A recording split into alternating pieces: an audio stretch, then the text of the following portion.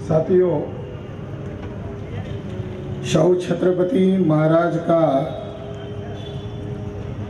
स्मृति शताब्दी वर्ष का ये समारोपीय कार्यक्रम है।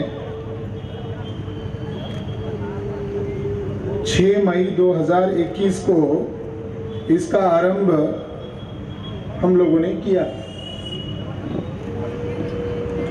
आज ये समारोपीय कार्यक्रम है और महाराष्ट्र में जिन लोगों की सत्ता है उन्हें शाहू महाराज की याद तक नहीं है। आज के कार्यक्रम के लिए एक विषय चर्चा के लिए रखा है कि तिलक को देखते ही उसे गोली से मार देना चाहिए, ऐसा शाहू छत्रपति महाराज ने क्यों कहा था। और उसके साथ एक विषय रखा गया है कि शाहू छत्रपति महाराज का समग्र साहित्य महाराष्ट्र सरकार और केंद्र सरकार ने अब तक प्रकाशित क्यों नहीं किया।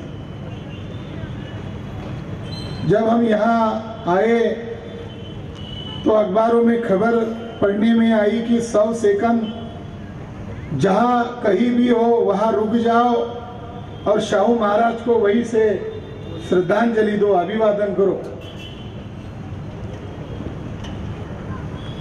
जिसके लिए नए पैसे की ठीक, ये कार्यक्रम लाइव वर्चुअल भी हो रहा है और देश भर के लोग इसको सुन रहे हैं, इसलिए ये कार्यक्रम अन्य राज्य के लोगों को समझने के लिए मैं हिंदी में बोल रहा हूं। तो जिसके लिए नए पैसे की जरूरत नहीं है, खड़े होकर याद करो। मगर शाहू छत्रपति महाराज का साहित्य प्रकाशित करने के लिए महाराष्ट्र गवर्नमेंट के पास और केंद्र सरकार के पास पैसा नहीं है, इतने वो दरिद्र हैं। ये बहुत ही चिंता की बात है। विलास संघवे नामक एक कोल्हापुर के स्कॉलर है, इन्होंने बहुत परिश्रम करके 8-10 वॉल्यूम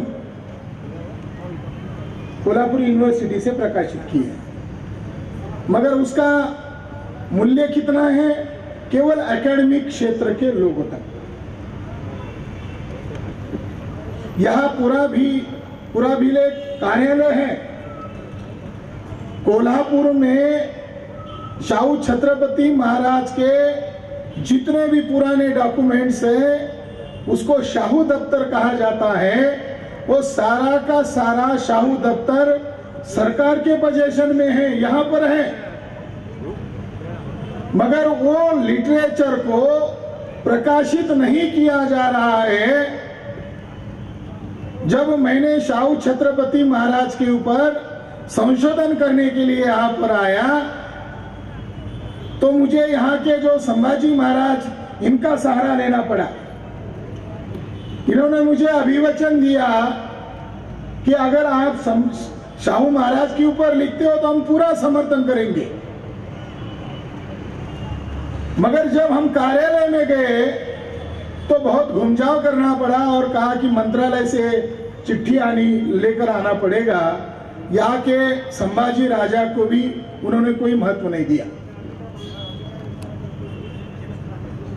बहुत मेहनत करने के बाद शाहू छत्रपति महाराज का दफ्तर मैंने पढ़ा है और पढ़ने के बाद यह विषय सामने आया कि शाहू छत्रपति महाराज ने खुद कहा कि तिलक को देखते ही गोलियों से उड़ा देना चाहिए।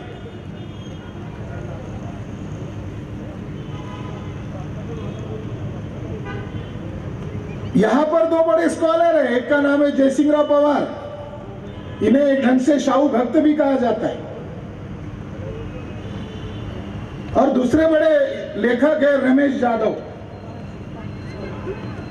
रमेश जाधव और जयसिंहराव पवार ने जयसिंहराव पवार को बहुजन नायक मान्यवर कांशीराम साहब ने पैसे दिया, तब जाकर वो स्मारक ग्रंथ बना पाए।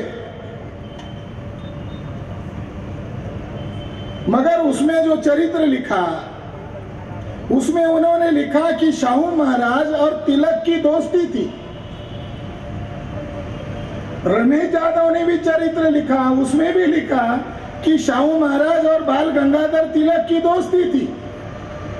जयसिंहराव पवार की लड़की ने आगे जाकर मीडिया के सामने आकर कहा कि शाहू छत्रपति महाराज गुपचुप तरीके से, गुप्त रूप से तिलक को आजादी के आंदोलन के लिए फंड प्रोवाइड करते थे।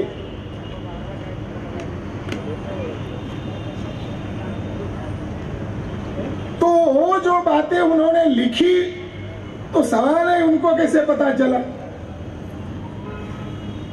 तो बातें उनकी नहीं है। जयसिंहराव पवार बहुत सीनियर संशोधक है, बहुजन समाज में कुछ अच्छे लेखन कार्य करने वाले में से वो है, मगर उनके लेखन में दो बड़े दोष हमने पाए।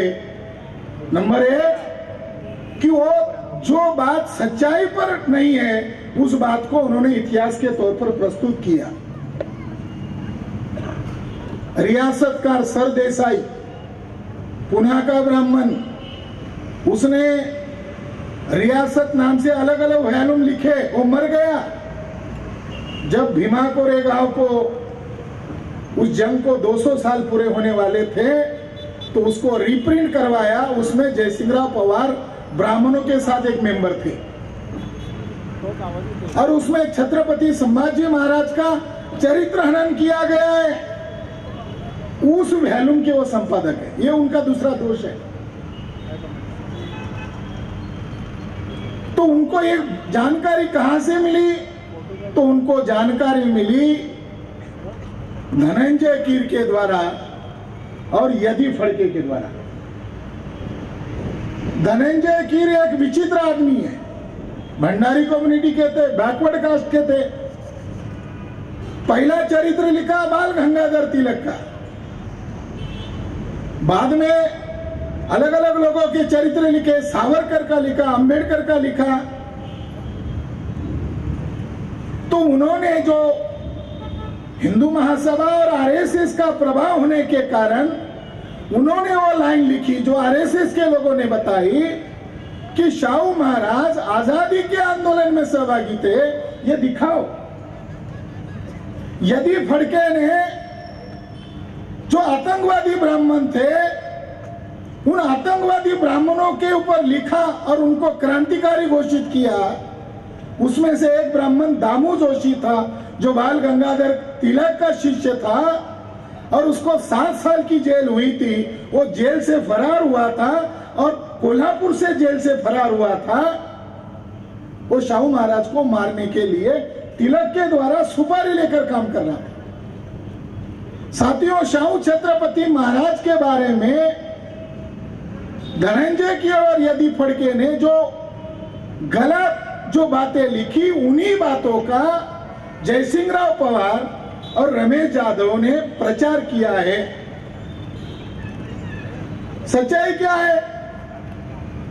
अगर मान लो शाहू छत्रपति महाराज आजादी के आंदोलन में सहभागी नहीं थे, यह कहने में कौन सा कमीपन है?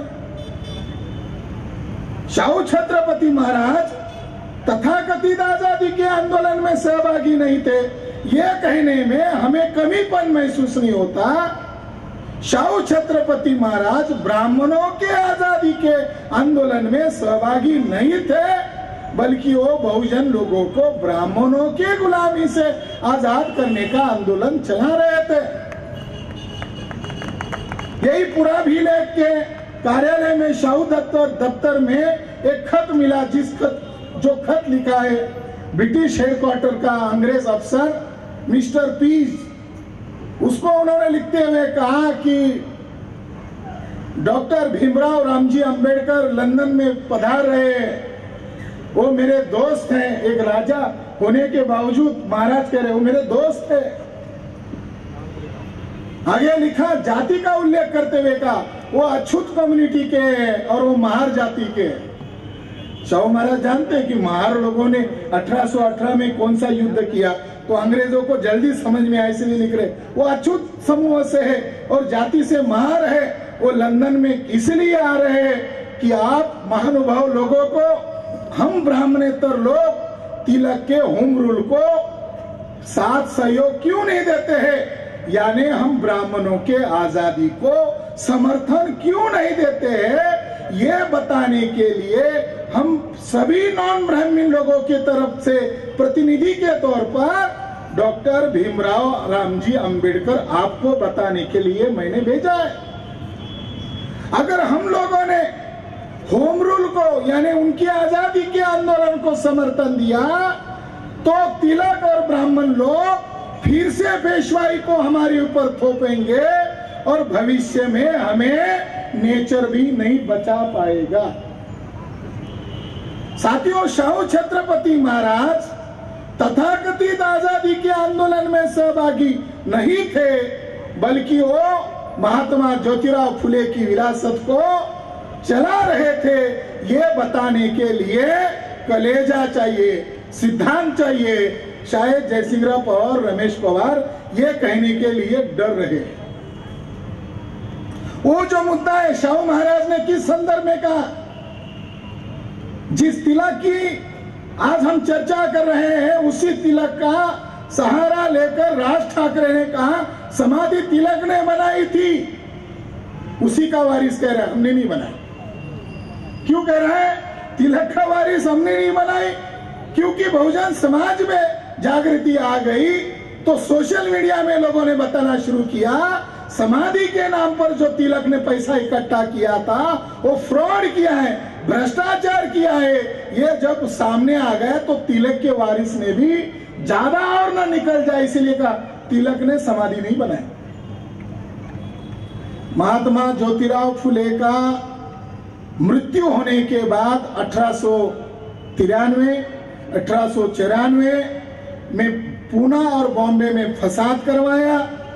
आज भोंगा का नाम, लाउडस्पीकर का नाम लिया जा रहा है।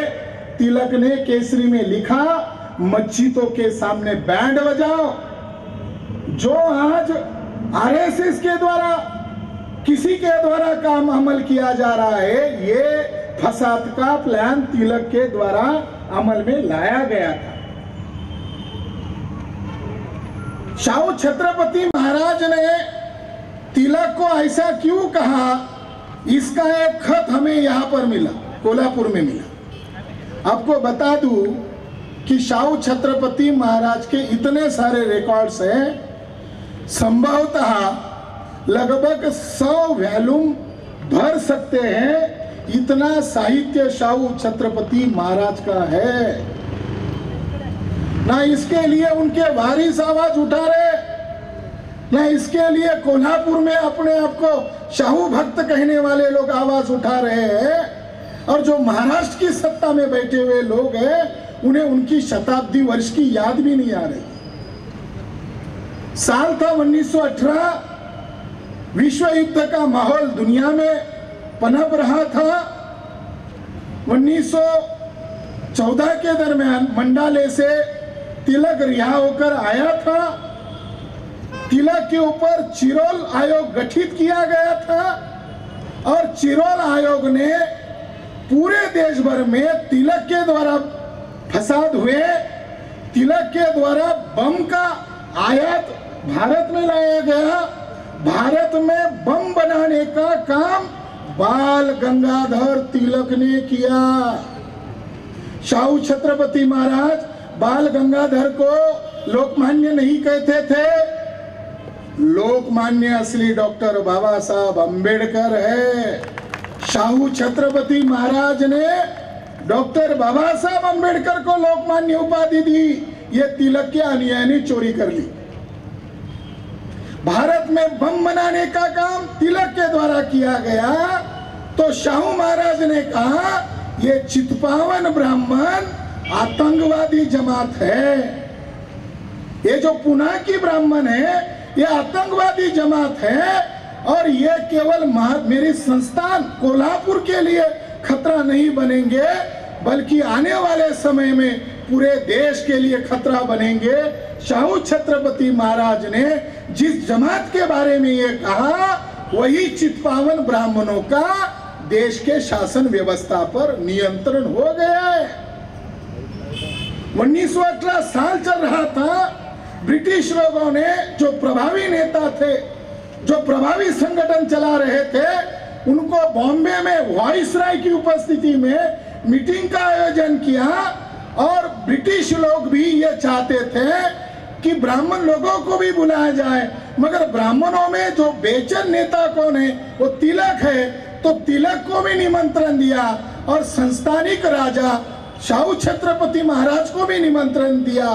तब शाहू छत्रपति महाराज ने कहा, जहां पर तिलक है वहां पर मैं बिल्कुल नहीं आऊंगा,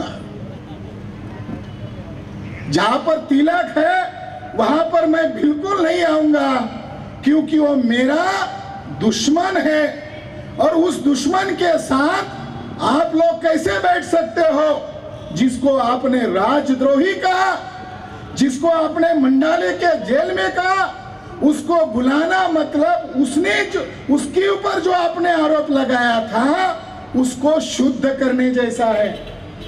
शाहू महाराज का जो ओरिजिनल खत है, मेरे साथियों ने मुझे कहा कि बहुत सारे लोग इसलिए भी जिज्ञासा कर रहे हैं समाज में कि शाहू महाराज ने ऐसा कहा होगा क्या, तिलक को देखते ही गोली मारना चाहिए। तो ओरिजिनल जो खत है उसका जो आशय है वो मैं आपको बताना चाहता हूं, ताकि शाहू महाराज किस संदर्भ में सोच रहे थे। ये संदर्भ भी ब्राह्मणों से हम अलग है और ब्राह्मणों के आजादी को हम समर्थन नहीं करते हैं, इस संदर्भ में यह स्टेटमेंट है। उन्होंने वाइसराय को खत लिखते हुए कहा, उसकी तारीख है 11 जून 1918 और जो अधिकारी उसका नाम है मिस्टर कैडेल, जो बॉम्बे सरकार का प्रमुख अधिकारी, उसको लिखा।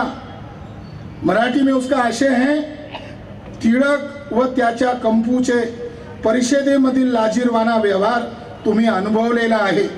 ते लोक असभ्य वर्तन अंगिक असणारे आहेत व त्यांच्यामध्ये योग्यतेचा अभाव आहे। ब्राह्मण लोक असभ्य आहेत आणि त्यांच्यामध्ये अयोग्यता आहे। कृपया हा शब्द वापरण्याचे देखील त्यांच्याकडे सौजन्य नाही। ते एवढे निर्लज्ज आहेत की त्यांना काहीच वाटत नाही। त्याच्या अशा वर्तणुकीमुळे टिळकाला डायसवर सुद्धा बसू द्यायला नको होते। तरी पण टिळक माननीय व्हाईसराय महाशयाच्या जवळ जाऊन बसला।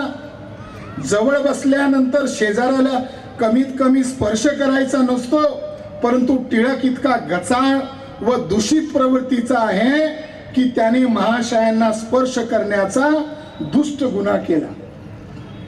महाशयांच्या जवळ बसणे म्हणजे त्यांचा अपमान करणे होय। मी तर अशा माणसाची सावली सुद्धा पडू देत नाही आणि खरा अस्पृश्य टिळक आहे असे मला वाटते।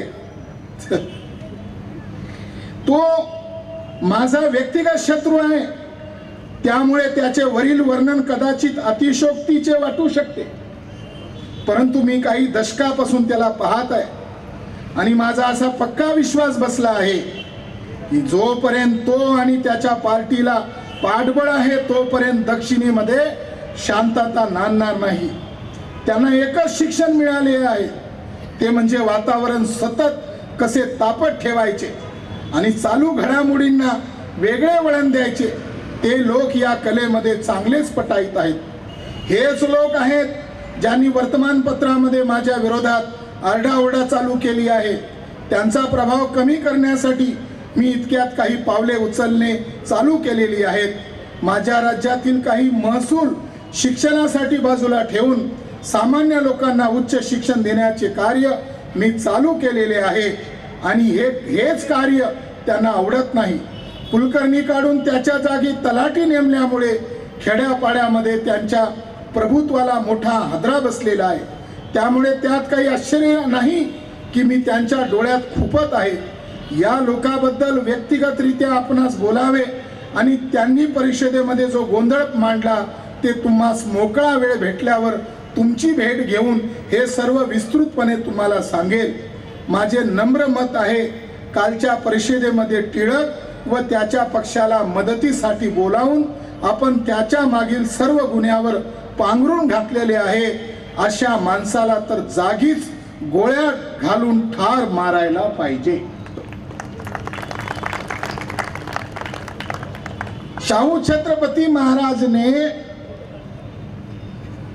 इसमें यह जाहिर किया कि वो मेरा व्यक्तिगत शत्रु है, इसीलिए आप मेरी बात को तवज्जो नहीं दे सकते हैं, मगर मेरी और उसकी दुश्मनी होने की वजह क्या है? तो मैंने मेरे संस्थान में पिछड़े वर्ग के लोगों के लिए शिक्षा के लिए फंड रखा है। उनका कुलकर्णी पद था, मैंने रद्द किया है और सभी जातियों के लिए तलाठी की परीक्षा आयोजित किया और सभी जातियों को तलाठी नियुक्त किया है। तब से ब्राह्मणों का वर्चस्व खत्म हो गया है।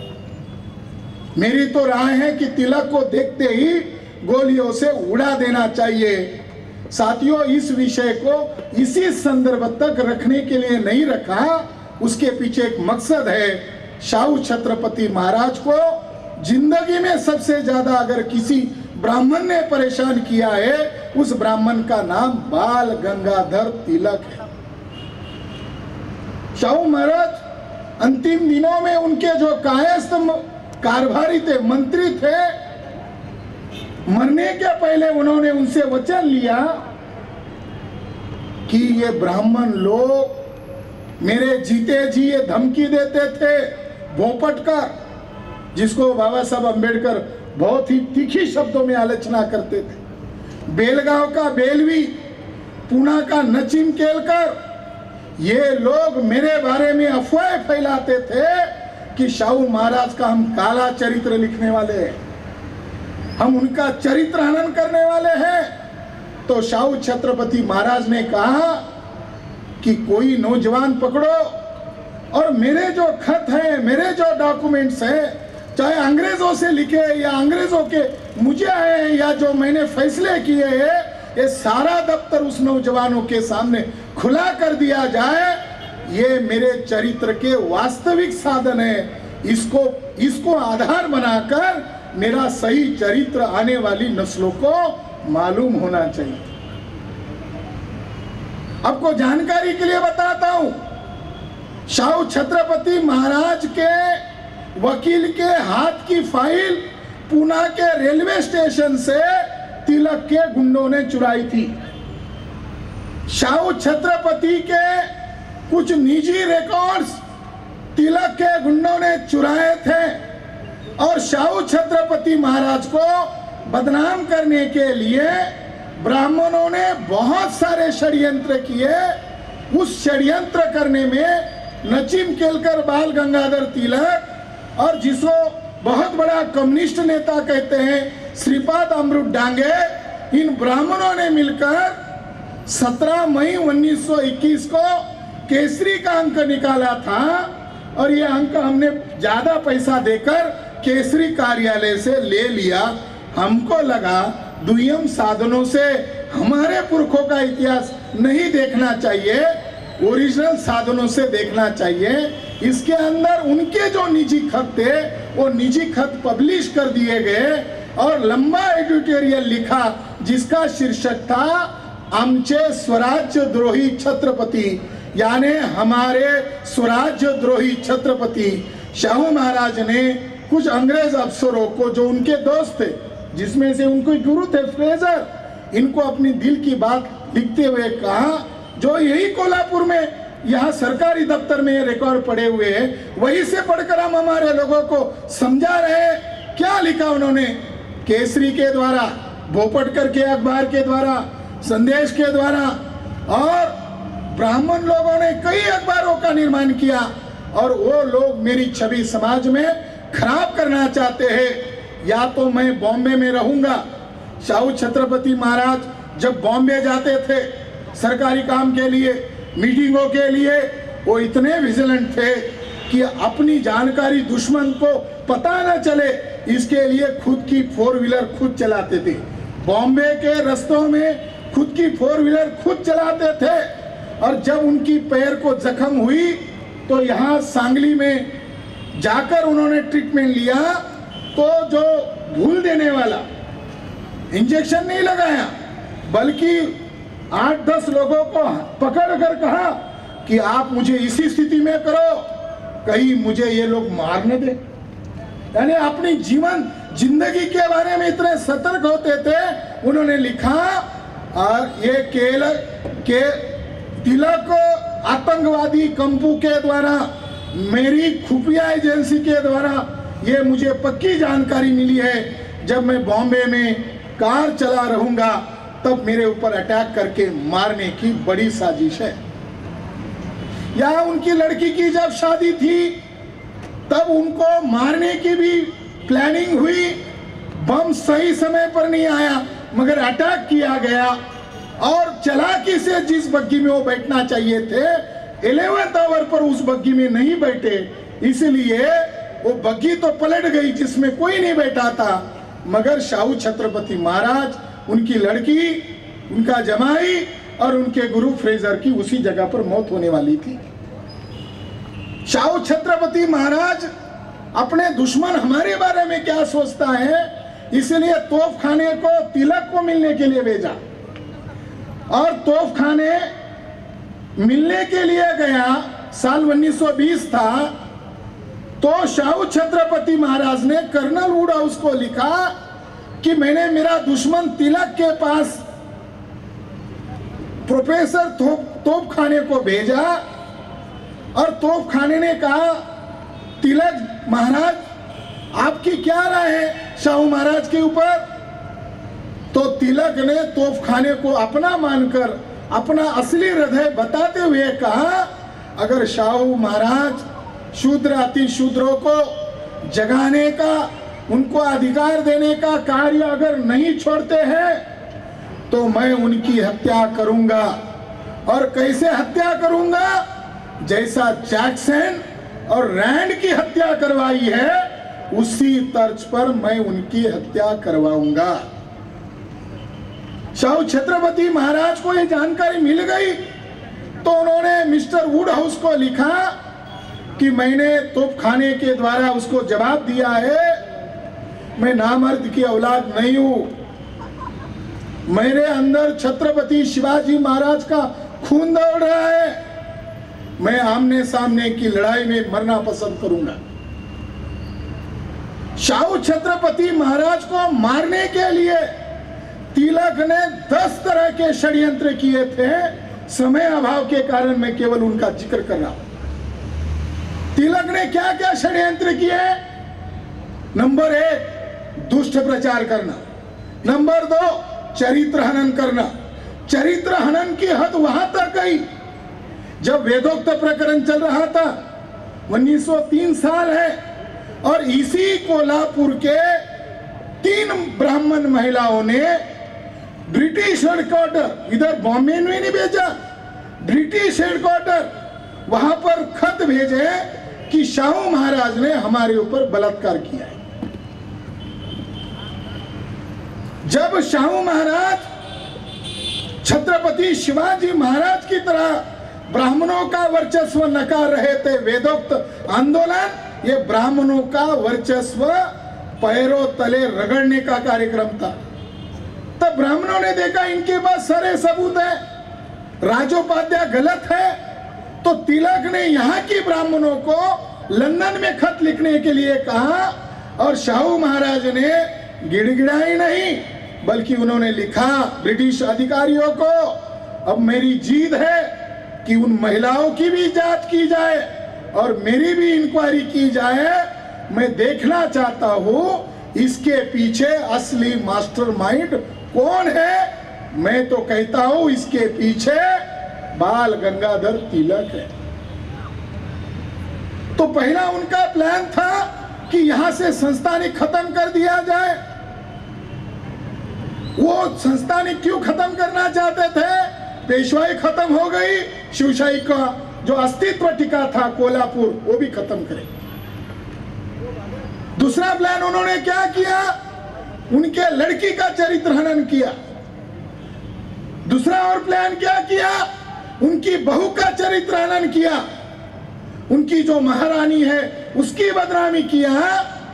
शाहू महाराज को अंग्रेजों ने मान लो कैद करके रखा है, तो शाहू महाराज अंग्रेज अफसर को बताने के लिए, कन्विंस करने के लिए कहते हैं कि मैं शिकारी आदमी, मैं शिकार करता, और शिकार करने के लिए मैंने चीते पाले हैं। वो उनके ऊपर मेरा स्वभाव सर्व सामान्य लोगों पर इतना गहरा है, ये तो मुझे मालूम है, मगर मेरा स्वभाव, मैंने जो पाले हुए जानवर है इनके ऊपर भी बहुत ज्यादा है। तो मैंने शिकार करते समय उसूल बनाया है, मादी को कभी नहीं मारूंगा, नर को मारूंगा। जब मादी आती है तो मेरे चीते भी उनको छोड़ देते। मेरा असर मेरे पाले हुए चीतों के ऊपर इतना है, मेरा दुश्मन तिलक मेरे महिलाओं को छोड़ नहीं रहा है। जब अपनी बदनामी हुई, मैं यहां कोल्हापुर में कहना चाहता हूं, जब हमारे छत्रपति शिवाजी महाराज के वारिसों की बदनामी हुई तो 1920 में मराठा सम्मेलन, मराठा हॉस्टल का उद्घाटन नासिक में करते हुए उन्होंने कहा कि ये तिलक पेशवाई लाना चाहता है, इसके पीछे मत पड़ो। इसलिए शाहू महाराज ने कहा आपको अकलन नहीं है कि ये पेशवाई का राज कितना दर्दनाक था। अच्छा हुआ वो 1818 में युद्ध लड़े, और उस युद्ध का सबसे ज्यादा फायदा हम मराठों को हुआ, छत्रपति शिवाजी महाराज के वारिस को हुआ। दूसरा, बाजीराव पेशवा ने छत्रपति शिवाजी महाराज के सतारा के राजा को कैद किया था। 1818 के युद्ध के कारण छत्रपति का वारिस रिया हुआ। कितनी बड़ी बात है। आज ये बात मराठों को याद नहीं है, भिड़े भिड़े याद है, मगर शाहू महाराज याद नहीं है। साथियों, शाहू छत्रपति महाराज बहुत धुरंधर नेता थे, बहुत उनके पास रणनीति थी। उन्होंने यहां तक पार्टी बनाई। शाहू छत्रपति महाराज ने राजनीतिक दल बनाया। ऐसा कौन सा राजा है, 650 संस्थानिक थे, वो सारे अपने राज्य चलाने में मशगूल थे। एकमात्र शाहू छत्रपति महाराज थे जिन्होंने शूद्र अति शूद्रों के लिए जो चेम्सफोर्ड सुधारना कानून आ रहा था और भविष्य में राजनीतिक अधिकार दिए जाने वाले थे, तो शाहू महाराज, मैं शिवाजी महाराज का वंशज हूं, मुझे गद्दी पर गर्व होना चाहिए, इसके लिए वो लड़ नहीं रहे थे, बल्कि शूद्र अति शूद्रों के अंदर नेतृत्व पैदा होना चाहिए। इसीलिए चांद्रसेनीय कायस्थ प्रभु कोल्हापुर का हॉस्टल, इसीलिए मुसलमानों का हॉस्टल, इसीलिए अछूतों का हॉस्टल, इसीलिए जैनों का हॉस्टल, सभी जातियों को अधिकार देने का अभियान शुरू किया। इतना ही नहीं, हर जाति समूहों में लीडरशिप पैदा करने का अभियान शुरू किया। उस समय अछूत लोगों को एक खत लिखा था, उनको समझाने के लिए शाहू महाराज, उनके पास समझ नहीं थी, तो शाहू महाराज ने कहा, कभी आपने सुना है शेर का नेता कुत्ता होता है? कभी आपने सुना है शेर का नेता लोमड़ी होता है? अरे आप शेर हो तो आपका लीडरशिप आप होना चाहिए। मुझे तो ये शोध करके, संशोधन करके आश्चर्य इस बात का लग रहा है कि जो कम्युनल अवार्ड की नींव है वो शाहू छत्रपति महाराज ने रखी। आज जो गांधी और बाबा साहब अम्बेडकर का पुनः पैक्ट हुआ, तो इसको आधार बनाकर इतिहास लिखा जाता है। मान लो दलित और गांधी, मान लो अछूत और गांधी, मगर वास्तविक लड़ाई शाहू छत्रपति महाराज ने शुरू की थी, और इस लड़ाई को डॉक्टर बाबा साहब अम्बेडकर ने जारी रखा था। जैसे मानगांव की सभा में शाहू महाराज ने जो वचन दिया था, कुछ चंद अछूत थे, तो उन अछूतों के सामने मानगांव में कहा था, मुझे दिखाई दे रहा है ये अम्बेडकर साहब, केवल आप अछूतों के नेता सिद्ध नहीं होंगे, बल्कि तमाम मराठा, तमाम पिछड़े वर्ग के नेता सिद्ध हो जाएंगे। बाबा साहब अम्बेडकर शाहू महाराज के दृष्टिकोण के अनुसार सही नेता थे। कितनी आश्चर्यजनक बात है। तिलक के बारे में शाहू महाराज क्या सोचते, बाबा साहब अम्बेडकर क्या सोचते? एक नौजवान है बाबा साहब अम्बेडकर, लंदन में भेज दिया, तिलक के होम रूल को हम समर्थन नहीं करेंगे। दूसरा एक खत बाबा साहब अम्बेडकर को लिखा, वो कहकर मेरी बात को खत्म करता हूं। बाबा साहब अम्बेडकर को शाहू छत्रपति महाराज ने लिखा, राजर्षि राजमान्य लोकमान्य भीमराव रामजी अम्बेडकर यासी।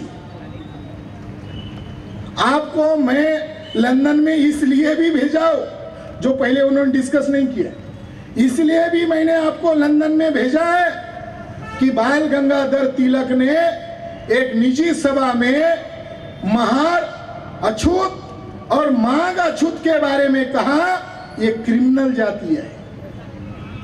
तिलक ने कहा ये क्रिमिनल जातियां है, तो शाहू महाराज तो मराठा है।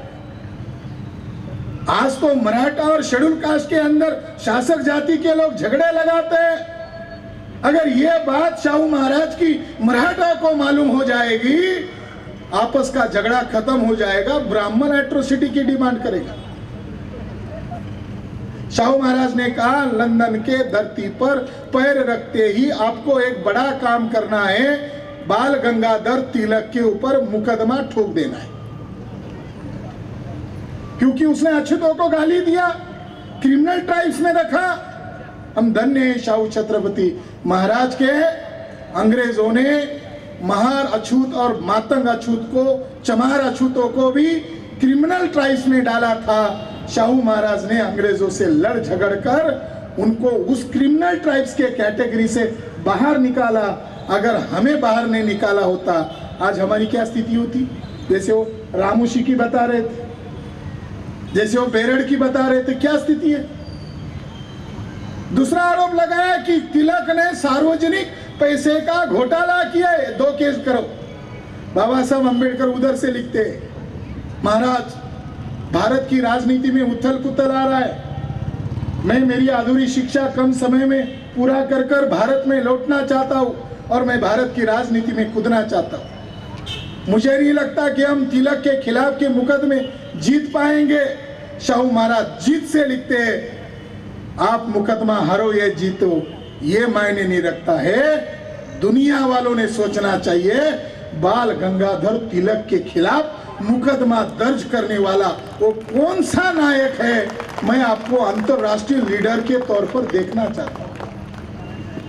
इसलिए साथियों, शाहू महाराज का जो कार्य है वो कार्य मराठा लोगों को समझना होगा, बहुजन समाज को समझना होगा। प्रताप दादा पाटिल ने याद दिलाई, धनगरों के साथ शादी व्यवहार किया। धनगरों के साथ शादी कैसे रची जाए, धनगरों का होलकर संस्थान, इनका जनमत बनाया जाए, इसके लिए महाराज खुद मिलने गए और वहां के लोग और यहाँ के लोग दोनों की मानसिकता कैसे, इसके लिए कमीशन गठित किया। कमीशन का रिपोर्ट आया और कोल्हापुर में गैजेट के तौर पर पब्लिश किया। चौक चौराहे पर धनगर और मराठा लोग जो आपस में शादी करेंगे, ऐसे नौजवानों को मैं कोल्हापुर संस्थान में सरकारी जवाब दूंगा, और जो लड़की ऐसी शादी के लिए राजी होती है मैं उसको बेशकीमती सोने के गहने दूंगा। आज महाराष्ट्र में क्या है, मराठा वर्ष से धनगर है। 25,000 रुपए मुसलमानों के लिए कुरान का तर्जुमा लिखने के लिए दिया, क्योंकि शाहू महाराज को मालूम है उनका सामना आतंकवादी तिलक के साथ होने वाला है। वो तिलक हिंदू मुसलमान का मामला खड़ा कर रहा है, शाहू महाराज कुरान का उर्दू तर्जुमा कर रहे हैं। लिंगायतों को फॉरेन में, कोलंबिया में पढ़ने के लिए भेजा, कई कायस्थों को फॉरेन में पढ़ने के लिए भेजा। धन्य शाहू महाराज, जिनकी नगरी में आज हम उनकी स्मृति दिन मना रहे और उनका अधूरा रहा कार्य को हम पूरा करेंगे, इस संकल्प के साथ मैं मेरी बात को विराम देता हूं। धन्यवाद। जय शाहू जी महाराज।